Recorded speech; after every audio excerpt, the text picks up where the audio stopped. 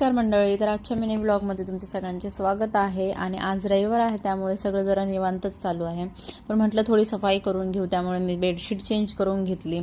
Sunday होतं तरी माझं जेवण लवकर तयार झालं होतं, कारण ह्यांना बाहेर जायचं होतं, त्यामुळे हे जेवण करूनच निघणार होते. आणि हे चालले होते इंडिया पाकिस्तानची फायनल मॅच बघायला, कारण ती दुबईतच आहे.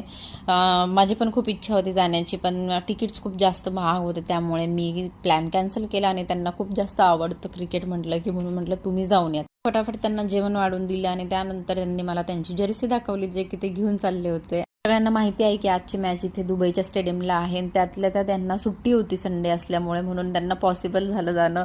त्याच्यामुळे हे डान्स पण करत होते खूप. आणि त्याच्यानंतर त्यांना सी ऑफ केलं आणि मग म्हटलं की थोडंसं हेअर ऑइल लावून घेऊयात, कारण बरेच दिवस झाले होते मी केसांना ऑइलिंग केलं नव्हतं. बरेच म्हणजे 3-4 महिने झाले होते आणि माझे केस खूप गळायला लागले होते. म्हणून म्हटलं आज तेल लावूया थोडंसं, कारण त्याच्यानंतर मला किचनची सफाई करायची होती. मग म्हटलं तेल लावून थोड्या वेळ ठेवूयात. आणि दुबईचं पाणी तर केसांसाठी अजिबात चांगलं नाही आहे. इथे खूप हेअरफॉल होतो आणि ह्यांचासुद्धा खूप हेअरफॉल व्हायचा. त्याच्यासाठी आम्ही एक फिल्टर पण यूज करतो आहे शॉवरसाठी. त्याच्यामुळे बराच फरक पडला होता. केस माझे तर गळतच नव्हते कधी, पण माहीत नाही काय झालं आहे, एवढ्या 8-10 दिवसापासून खूप हेअरफॉल होतं आहे. आणि खरंच आपण केअर केलं पाहिजे, नाहीतर माझा पण असं झाडू होणार केसांचं. त्याच्यानंतर मी ऑइल लावून घेतलं आणि मग म्हटलं चला सफाई करायला सुरुवात करूयात. त्याच्यानंतर तुम्हाला सगळ्यांना माहितीच आहे की मी त्या दिवशी मार्केटमधनं डबे घेऊन आली होती, जे की मला ऑफरमध्ये मिळाले होते. आणि हे बघा, इथे हे सामान असलं ठेवलेलं होतं. आली तेव्हापासून माझ्याकडे डबेच नव्हते ठेवण्यासाठी, म्हणून हे असंच पसारा पडला होता.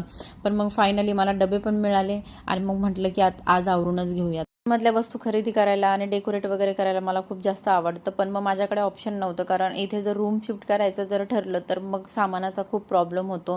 त्यामुळे मी जास्त साहित्य काही खरेदी केलं नव्हतं. पण मग ज्या गरजेच्या वस्तू त्या घ्याव्याच लागतात. सेपरेट डबे ह्याच्यासाठी नाही घेतले की ते जर शिफ्टिंग करण्याच्या वेळेला जर खूप प्रॉब्लेम होईल, म्हणून मग मी हे जे बॉक्स कंटेनर आहेत तेच घेतलेत, कारण याच्यात भरपूर सामान एकत्रच आपण करून ठेवू शकतो.